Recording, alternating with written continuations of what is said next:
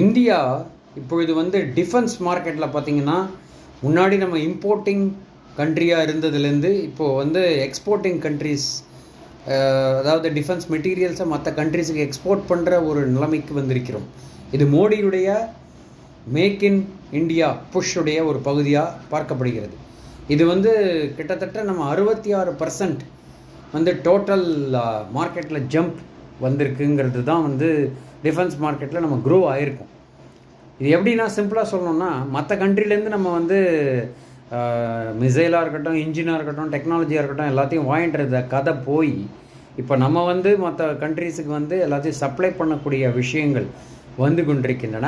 இதை தவிர இது வந்து ஃபஸ்ட்டு ஸ்டெப். செகண்ட் ஸ்டெப் பார்த்திங்கன்னா, குளோபல் லெவலில் அனைத்தையுமே நம்ம வந்து எக்ஸ்போர்ட் பண்ணக்கூடிய ஒரு கேப்பபிலிட்டிக்கு வந்து கொண்டிருக்கிறோம்.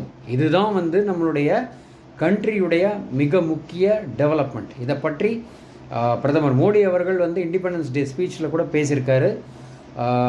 ட்ரோன் மற்றும் இன்ஜின்ஸ் மற்றும் ஹைப்பர்சானிக் டெக்னாலஜி பற்றி அவர் வந்து அவருடைய சுதந்திர தின உரையில் டச் பண்ணியிருக்கிறார். இது மிக முக்கியமான டெவலப்மெண்ட். ஏன்னு சொன்னால், இந்தியாவுடைய ஒரு பார்வை இப்போ இருக்கிற ரஷ்யா உக்ரைன் வாராக இருக்கட்டும், மற்றும் இப்போ நடக்கிற ஈரான் யூஎஸ் வாராக இருக்கட்டும், எதுவாக இருந்தாலும் இந்தியா வந்து ஒரு பாடம் கற்றுக்கொண்டிருக்கிறது. இப்போ ட்ரோன் டெக்னாலஜியில் இந்தியா பெரிய லெவலில் டெவலப் ஆகிறதுக்கு முன்னேற்பாடுகள் நடந்து கொண்டிருக்கின்றன. ப்ரைவேட் செக்டார் பார்ட்டிசிபேஷன் டிஃபென்ஸ்லேயும் பெரிய லெவலில் வந்துருச்சு.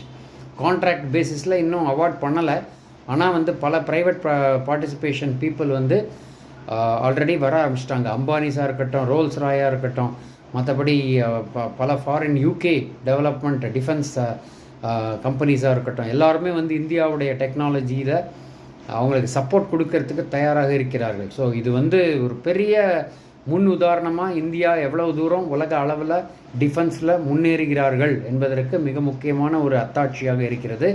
ஸோ டெஃபினட்டாக it will go a long way அப்படிங்கிறதுல எந்த சந்தேகமும் இல்லை ஃப்ரெண்ட்ஸ். ஸோ இதுதான் நான் இந்த விஷயத்தை சொல்ல நினச்சேன். நம்மளுடைய டெக் ஃபியூஷன் சேனலில் இந்த மாதிரி டிஃபென்ஸ் மற்றும் ஏஐ சம்மந்தமான மற்றும் லேட்டஸ்ட் டெக்னாலஜி சம்மந்தமான நியூஸை பார்த்து உங்களுடைய கமெண்ட்ஸை பதிவு செய்யவும், உங்கள் ஃபீட்பேக்கும் கொடுக்கவும். ஏன்னா நான் வந்து உங்கள் ஃபீட்பேக் மூலமாக பல டாபிக்ஸ் இன்னும் வழங்க இருக்கிறேன்னு சொல்லி இந்த ஷார்ட்ஸை இத்துடன் முடிவு செய்கிறேன். தொடர்ந்து இணைந்திருங்கள் டெக் ஃபியூஷன் சேனலுடன். வணக்கம்.